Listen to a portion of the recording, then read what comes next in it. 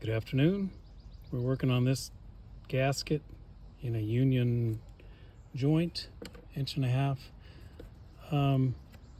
At first I put it in one this way. I thought, well, I might as well make a video and I might as well measure, and found that the flat part of the hose half is under 1 3/4 inch, and the flat, sorry, I'm not showing that, under 1 3/4. The flat part of this fixed half is about 1 7/8. So the fixed part is larger,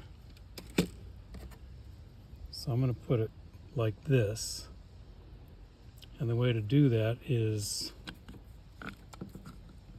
stuff it into this nut, so it's just sitting there because it fits the nut nicely. So it's sitting there like this.